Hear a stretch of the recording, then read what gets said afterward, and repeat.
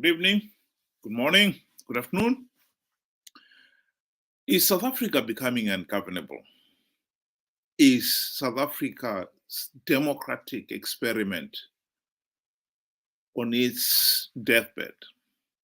I think this is a pertinent question that we have got to ask, looking at what is happening in South Africa. Just listen to this video that has been taking the rounds in my group, the social media group that I'm part of.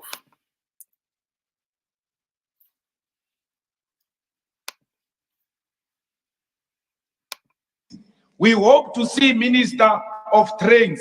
We hope to see Minister of Flights. We hope to see Minister of Dinner. We hope to see Minister of Potholes.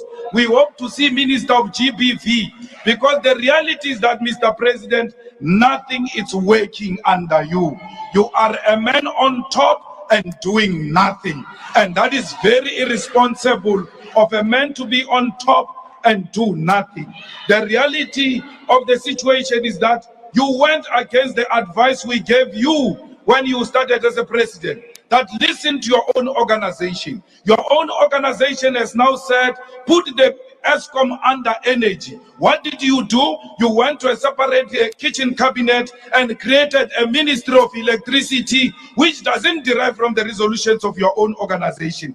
A clear confirmation that there is a kitchen cabinet that exists in Stellenbosch and that dictates the direction this country must take.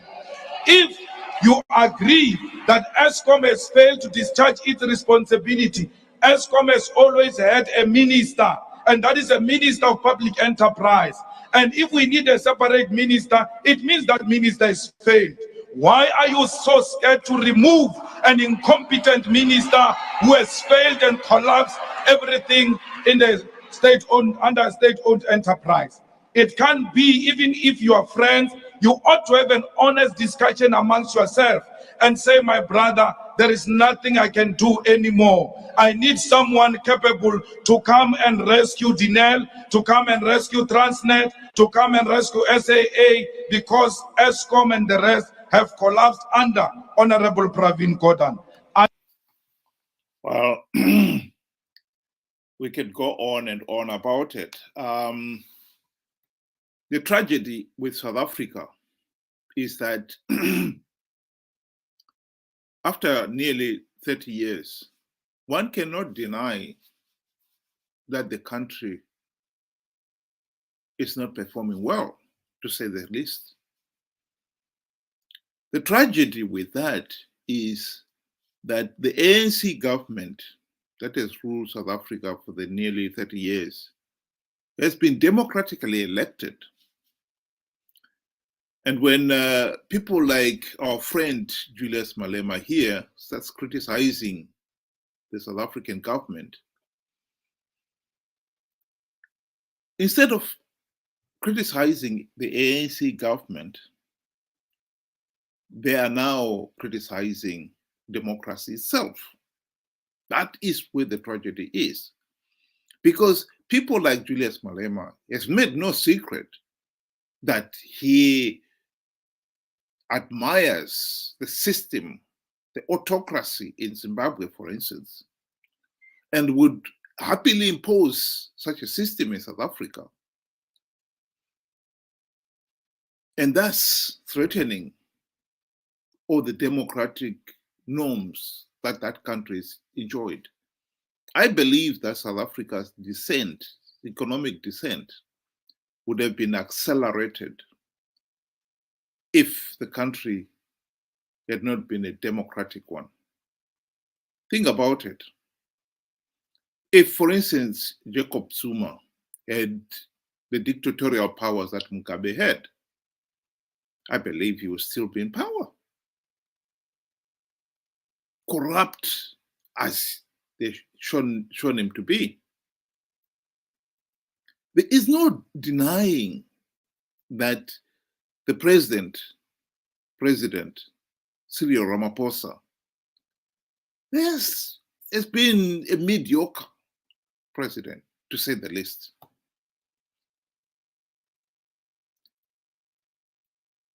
And that has opened the door to the criticism of people like Malema, although he has got nothing of substance to offer. The trouble with South Africa is that the South African electorate, I believe, they did not have the democratic maturity to be able to say, yes, we can vote ANC out because they failed to produce quality leaders.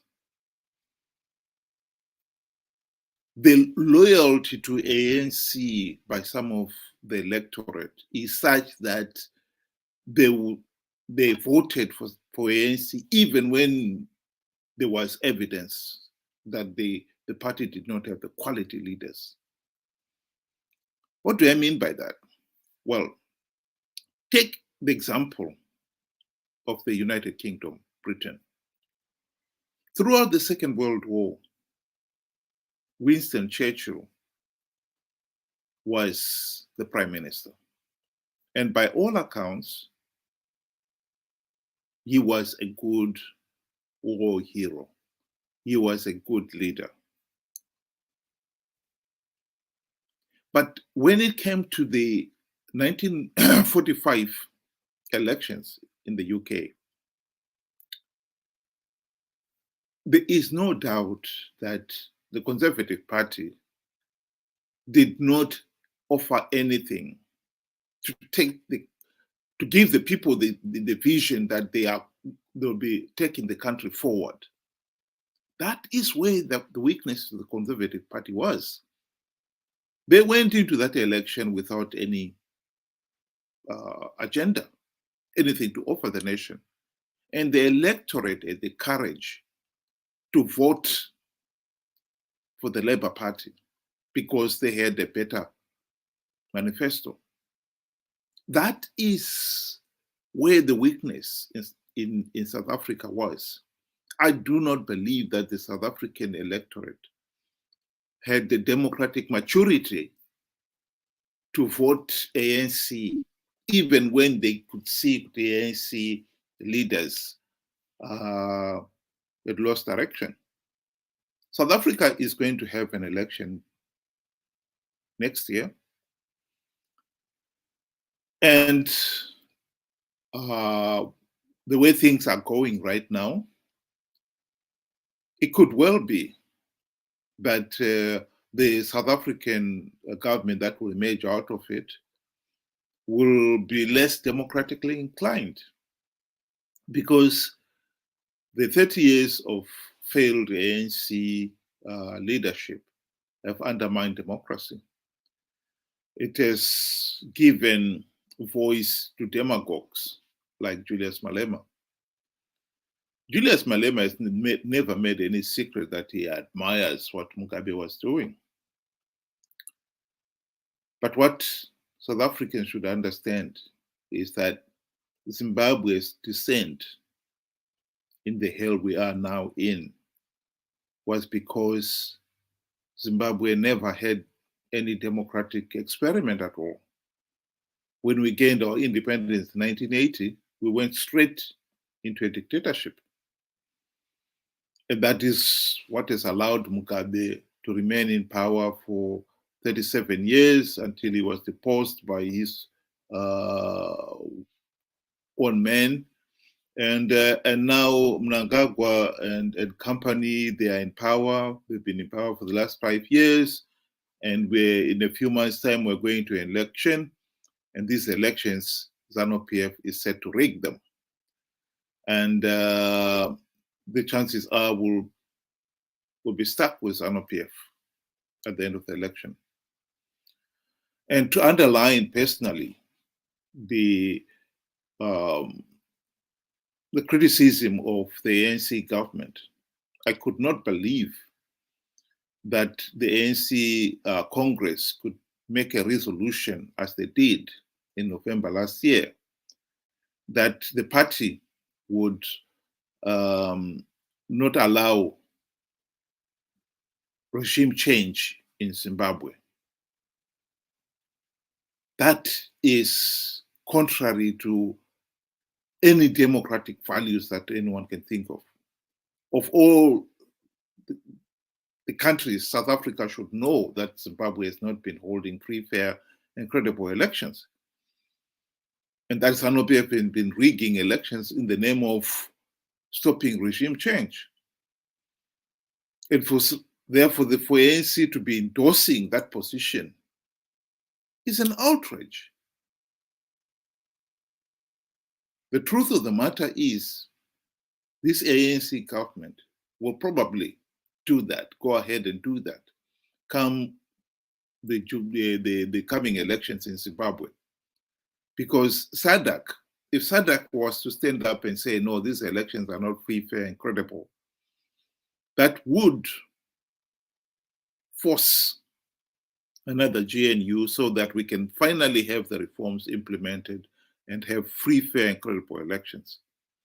But if South Africa, as the leader of the SADC countries, was to put its foot down and insist the elections were okay, as Cyril Ramaphosa did in 2018, and then Zimbabwe will be stuck with another Zanu PF dictatorship for another 5 years.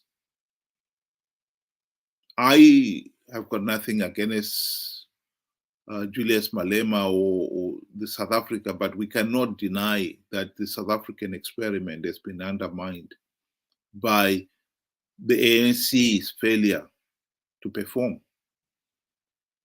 It is now not so much ANC that is under attack, it's democracy, it's the democratic experiment. And it is tragic that South Africa, if South Africa should find itself in a similar system of government as most other African countries, an autocracy, a dictatorship, because they will realize how bad that is, much worse than the present system they have. I think it is something that maybe South Africans should seriously think about. And if the ANC government was to endorse Zanu PF's victory in Zimbabwe, an election that we all know is being rigged, I think that should be the sign to South Africans themselves to watch out. Because if the ANC government is prepared to endorse a blatantly rigged election in Zimbabwe, what is there to stop them blatantly rigging the South African election? That will be the final straw that will break the camel's back. South Africa will just be another failed African country, an autocracy, with one mediocre government after another, which by rigging election, the electorate, they have absolutely no say. They cannot remove it from office. And that is the tragedy. And that is the danger that South Africans must try to avoid. Thank you very much and good night.